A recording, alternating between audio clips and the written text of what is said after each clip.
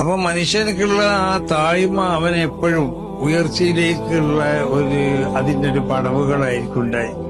മഹാനാവുന്ന ഇമാം ഷാഫി തങ്ങൾ പറയലുണ്ട്, എല്ലാ സദസ്സിലേക്ക് ചെല്ലുമ്പോഴും ആ സദസ്സിലുള്ള എല്ലാരേക്കാളും നിസ്സാരമാക്കപ്പെട്ട ഒരാളായിക്കൊണ്ട് എന്നെ കാണപ്പെടണം എന്നുള്ള ഉദ്ദേശത്തോടു കൂടിയാണ് എപ്പോഴും ഞാൻ അങ്ങോട്ട് വരാൻ.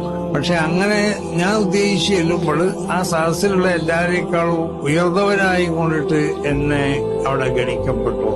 അപ്പൊ മനുഷ്യർക്കുള്ള ആ താഴ്മ അവൻ എപ്പോഴും ഉയർച്ചയിലേക്കുള്ള അതിന്റെ ഒരു പടവുകളായിരിക്കും ഉണ്ടായി. മഹാനാവുന്ന ഇമാം ഷാഫി തങ്ങൾ തന്നെ പറയലുണ്ട്, ബഹുമാനപ്പെട്ട ഇമാം മാലിക് തങ്ങളെ ദർസിൽ ഞാൻ കിതാബ് ഓതി പഠിക്കണ സമയത്ത് ഒരു പേജ് പോലും ഞാൻ ഇങ്ങോട്ട് മറിക്കണത് അത് വലിയ ശബ്ദം ഉണ്ടായിക്കൊണ്ട് ഇമാം മാലിക് തങ്ങൾക്ക് പ്രയാസപ്പെടുമെന്ന് പേടിച്ച് അത്രയും